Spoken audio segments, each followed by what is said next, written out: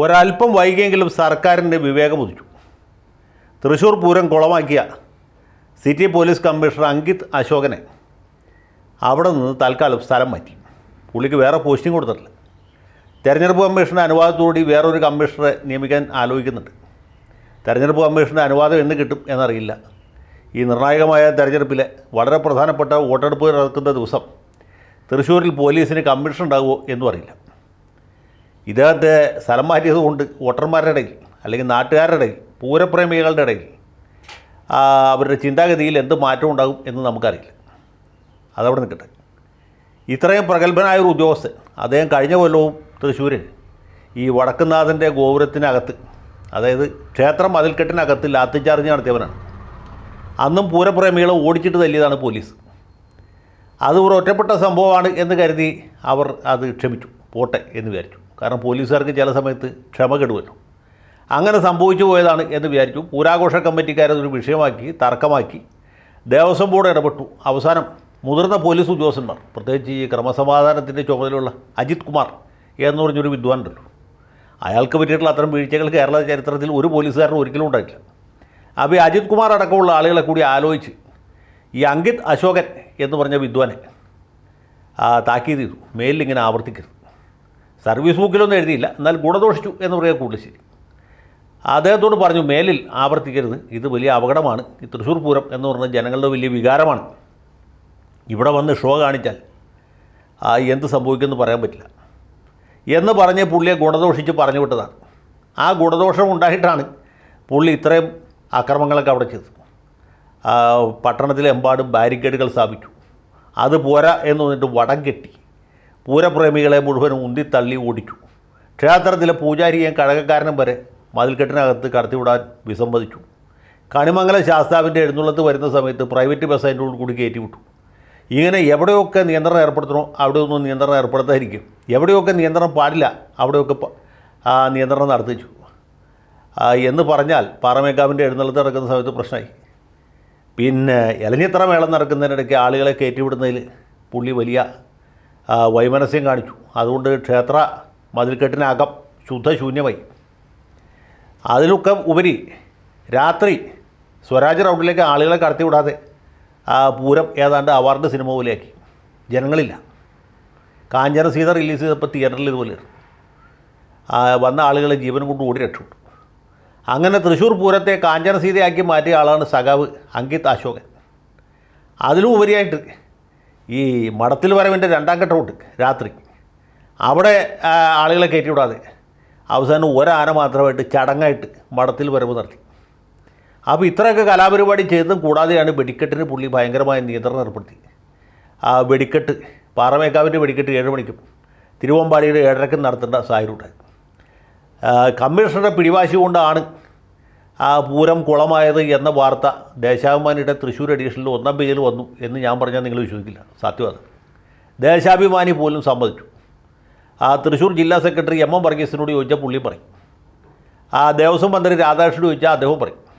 എന്നിട്ട് ബിന്ദു ടീച്ചറോട് ചോദിച്ചാൽ ടീച്ചർ പോലും പറയും. The commissioner was taking the Pooram in his head എന്ന് പറയും.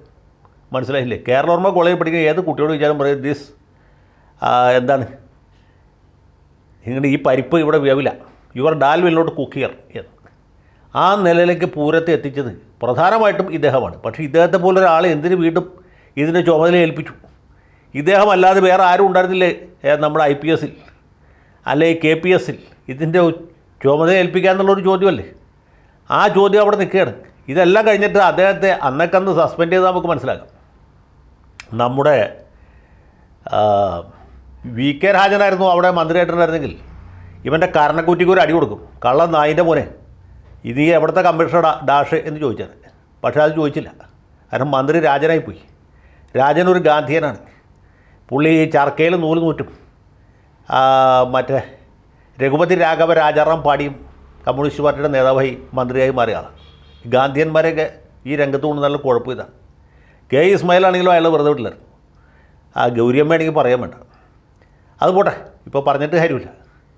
കാലാകാലങ്ങളിലെല്ലാം മാറ്റം കമ്മ്യൂണിസ്റ്റ് പാർട്ടികളെയും ബാധിക്കും. ഇത് കഴിഞ്ഞിട്ട് അയാളെ സസ്പെൻഡ് ചെയ്യുകയോ കരണത്തടിക്കുകയോ അല്ല ചെയ്തത്. അദ്ദേഹത്തെ സർക്കാർ ആലോചിച്ച് എന്ത് നടപടിയെടുക്കും എന്നാലോചിച്ചു. എന്നിട്ട് ഡി ജി പിയോട് റിപ്പോർട്ട് ചോദിച്ചു.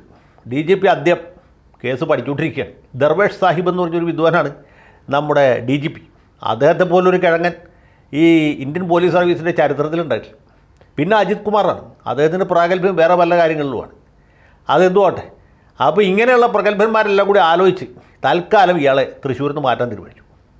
ഇനി എവിടെ ഇരുത്തും എന്നുള്ള കാര്യത്തിൽ ആലോചന നടക്കുന്നേ ഉള്ളൂ. എവിടെയെങ്കിലും ഇരുത്തും, നല്ല ഒരു സീറ്റിൽ തന്നെ ഇരുത്തും. കാരണം കാരണഭൂതൻ്റെ കണ്ണിലുണ്ടിയാണ് ഈ അങ്കിത് അശോക്.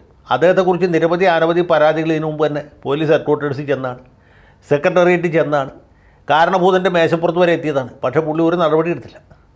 ഒരു നല്ല ചെറുപ്പക്കാരനല്ലേ, പാർട്ടിയോട് അനുഭാവമുള്ള കുടുംബത്തിലെ അംഗമാണ്, ഇരിക്കട്ടെ എന്ന് വിചാരിച്ചു. അങ്ങനെ ഇരുത്തിയതിൻ്റെ ഫലമായിട്ടാണ് ഇപ്പോൾ ഇങ്ങനെ ഒരു ഇരുത്തൽ അദ്ദേഹത്തിൻ്റെ ഭാഗത്തുനിന്ന് പാർട്ടിക്കും സർക്കാരിനും ഉണ്ടായിട്ടുള്ളത്. ഇതിൻ്റെ ഫലമായിട്ട് എന്ത് സംഭവിച്ചു എന്ന് വെച്ചാൽ ഈ തൃശ്ശൂർ, ചാലക്കുടി, അതുപോലെ ആലത്തൂർ മണ്ഡലങ്ങളിലെ ഇടതുപക്ഷ സ്ഥാനാർത്ഥികളുടെ വിജയസാധ്യത വല്ലാതെ കൂടിയിട്ടുണ്ട്. ഇനിയിപ്പോൾ യന്ത്രം വെക്കേണ്ട താമസമുള്ളൂ. ആളുകൾ കൃത്യമായിട്ട് അവരുടെ സമ്മതിദാനാവകാശം അവിടെ രേഖപ്പെടുത്തും. അപ്പോൾ അങ്ങനെ ഒരു സാഹചര്യത്തിലേക്ക് വരെ ഇടതുമുന്നണിയെ എത്തിക്കാൻ ഇദ്ദേഹത്തിന് സാധിച്ചു എന്നുള്ളതാണ്. ഒരു പോലീസ് ഉദ്യോഗസ്ഥൻ വിചാരിച്ചാൽ ഇത്ര അധികം കലാമിറ്റി ഉണ്ടാക്കാൻ കഴിയും എന്നുള്ളത് പുള്ളി തെളിയിച്ചു. അങ്ങനെ അദ്ദേഹത്തിന് സത്യം പറഞ്ഞാൽ ഒരു സ്ഥാനക്കയറ്റമാണ് കൊടുക്കേണ്ടത്.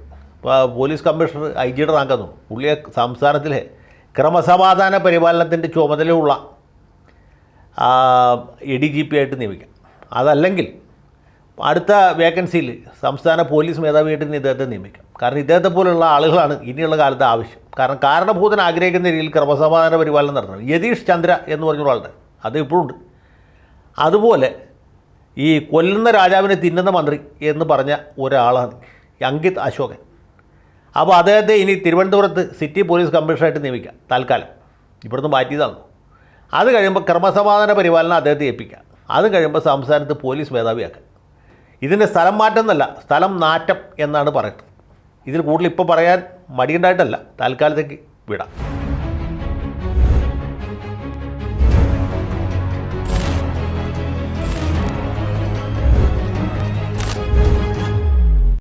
കൂടുതൽ വാർത്തകളും വിശേഷങ്ങളും നിങ്ങളിലേക്ക് എത്താൻ ABC മലയാളം സബ്സ്ക്രൈബ് ചെയ്യുക, ബെൽ ബട്ടണും അമർത്തുക.